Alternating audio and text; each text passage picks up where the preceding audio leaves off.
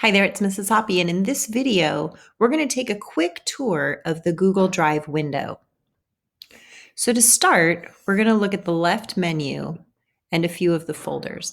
When you look at your Drive window, and this is in an internet browser, this is in Chrome, not the tablet app for your iPad or your phone or something. When you look on the left side, the first thing you should notice is My Drive. Now, My Drive is where all your files or the files that have been shared with you so you can edit them, that's where those are stored. And you can organize your drive with folders and sort. You can see in the screenshot here, there are some folders that I've made to organize things. You can see in the screenshot here, I've made some folders to organize things and sort the files.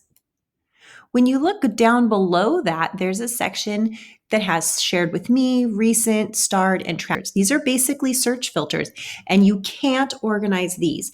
So if you look at recent, you're going to see every file you've opened in order you've received it. You can't really remove them or organize them or folder them. So sometimes it looks like a long list that feels messy. That's because it's just saying, hey, Google Drive, show me all the files that are shared with me, or show me all the files I've opened recently, or show me all the files that I've starred, and we'll get back to the starred files later. But those are really just filters. So don't feel like you can organize them. They're going to be a messy list. I want to come back though to this top section called Priority. Priority is relatively new to Google Drive and you might not have noticed it, but it's really cool. In the Priority view, you can create workspaces, and workspaces will allow you to put 25 files that you use into one workspace, and it doesn't matter where they're organized in folders.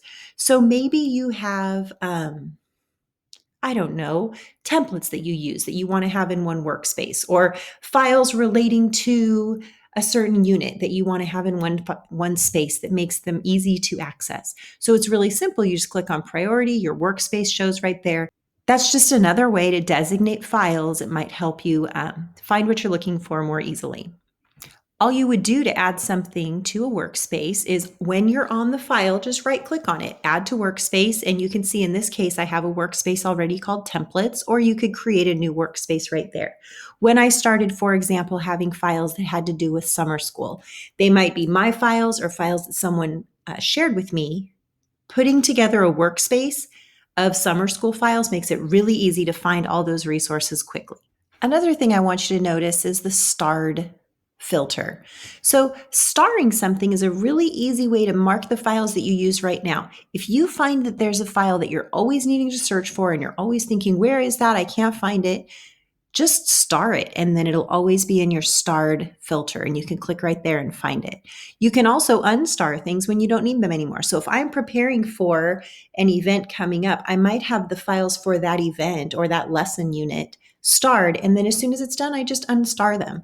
So to add a star to a file, all you do is right click on the file and choose Add to Starred. If it's already in starred, that'll say Remove from Starred. So there are two things to pause this video and try when you're done watching. One, look on your My Drive and your shared drive, which we didn't talk about. You can organize My Drive and your shared drive with folders and files at the top. You can sort things. You can influence things by right-clicking the priority workspaces and the starred. You can add something to the workspace, you can add something to starred, so you can influence those. Now, this is something that I've heard, and that is, look at this, 85% of files don't get opened again after they're created originally. So it's possible spending a bunch of time organizing files might not be necessary. What you need to do is think, what are the files I'm looking for all the time? And then organize that. That might be a perfect use for workspaces or the starred list. Or it might tell you, I need to have a folder for these.